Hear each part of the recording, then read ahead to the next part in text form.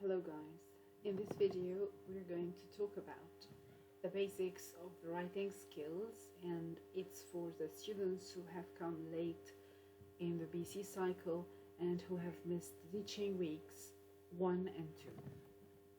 This is the content that you will need to know in order to get yourselves prepared for formative 1 submission, which is again a preparation for your summative task 1.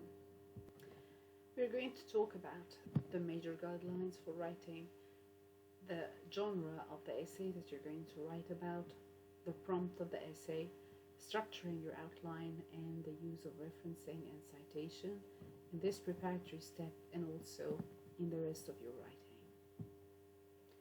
Let's start off with the steps before writing.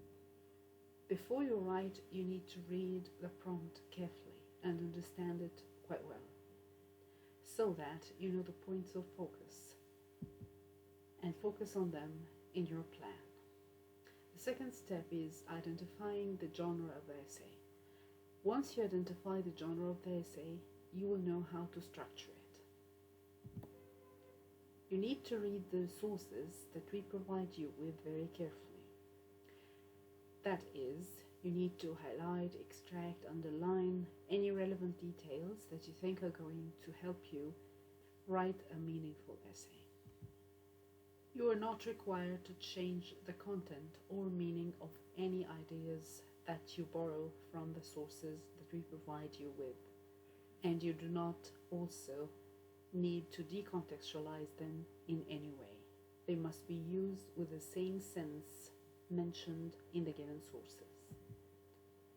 You need to include the proper citations for all the details that you borrow from the provided reading pack. And you must know that the ideas that you borrow will remain the author's intellectual property even if you change their wordings. That is, even if you paraphrase them, even if you explain them in your own words, still they are not your own ideas. And this means that you must mention the source. That is, you must give the citation of the source that you have used.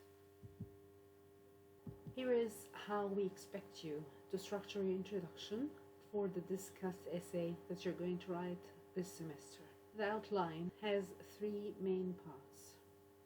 And please remember that your essay must be identical with the plan that you provide, which means if you give me in your plan 3 parts, this means that I must find 3 parts. If you write 4 paragraphs, then I must find 4 paragraphs. And as you can see in this plan, it's a 4-paragraph plan. The first one is the introductory paragraph. In the body part, you have a couple of paragraphs and you have a conclusion. So this is what I expect to find in your final submission. Now let's discuss the elements that we expect in each part. In the introductory part, we expect that you start off your essay or your introductory paragraph with a hook, that is, a general topic sentence that grabs the reader's attention. And then you provide background information and general information about the topic. After providing this background information, you must introduce the argument aspect.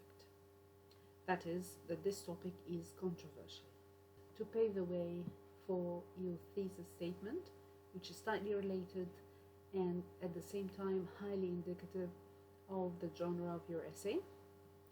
The thesis statement is the thesis that directly gives the purpose of your essay and states it very clearly and in detail. Then we move on to part 2 of your plan, which is the body part. And as you know, because we are writing a discuss essay, we're discussing 2 different standpoints related to the same topic. And here are the 2 body paragraphs. This is the structure. In body paragraph 1, you introduce the topic of this paragraph and you provide the supporting details borrowed from any source, and you must provide their citation. You can explain, you can discuss, you can elaborate within this paragraph using relevant details. And by the end of the paragraph, you're expected to add concluding sentences or concluding comments that are not written in the first person. Moving on to paragraph 3, which is the second paragraph in the body part, you introduce the second standpoint using again supporting details taken from the sources. You explain, you discuss, you elaborate, you do whatever you want, as long as the pieces of information that you add, whether explanatory or examples, are relevant to this stance, and then you add a concluding sentence or commentary. After you finish the two body paragraphs, you write the conclusion.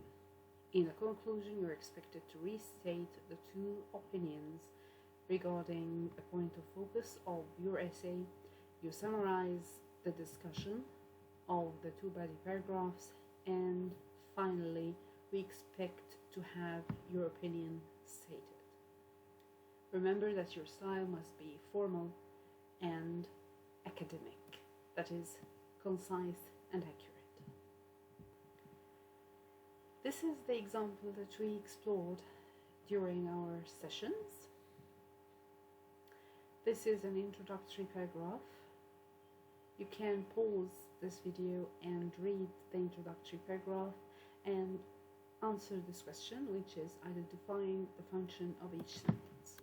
After guessing the function of each sentence, you can unpause this video and see the answers.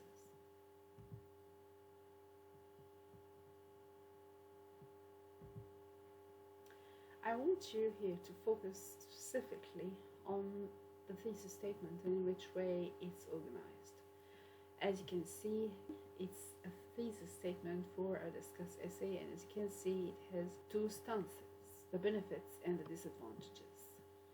And under each one, the minor idea or the sub-detail is given, in such as language environment, employment, and in the disadvantages, it's the high cost. These are the body paragraphs. I would like you to take a screenshot of the previous slide, this one, and compare its structuring to the topic sentences that are used to start each body paragraph. Please mind that these body paragraphs are shortened. I just want you to focus on the sequence and the organization, and at the same time the rephrasing of the ideas given in the thesis statement. I also want you to notice the concluding sentences at the end of each paragraph. You can pause the video and explore them in more detail. Now, I'd like you to compare the thesis statement and the concluding paragraph and see how everything is restated and at the same time rephrased. I expect your submission to be a bit lengthier though. This is the prompt for your summative task 1. It is about immigration. The impact of immigration on hosting countries. Is it positive or negative? You're required to write an essay of 450 words to 550 words, including the introduction, the two body paragraphs, and the conclusion. We don't include your plan or your list of references in the word count. You must highlight the two sides of the argument, and you must use a minimum of 3 sources from the provided reading pack. And the in-text citation style is the Harvard referencing style. Now let's move on to the second part of this presentation, which is the citation and referencing, and again we're using the Harvard referencing style.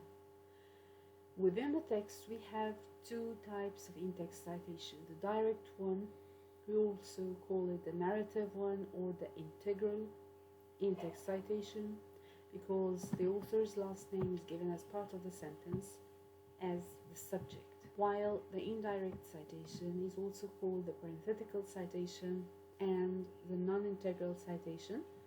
And in this citation, we give the information of the source, that is the last name of the author and the year of publication, between brackets after the piece of information that we borrow from the relevant source. And please know that you can use them interchangeably. Now let's move on to referencing. You need to know that for each in-text citation, there must be a relevant entry on your list of references. Otherwise, your submission will be penalized.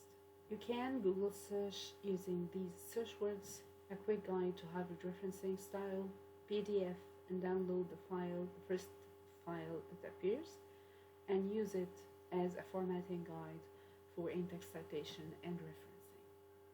That's all for this recording. Thank you so much for watching. If you have any questions, please leave them in the comments below. Have a good day.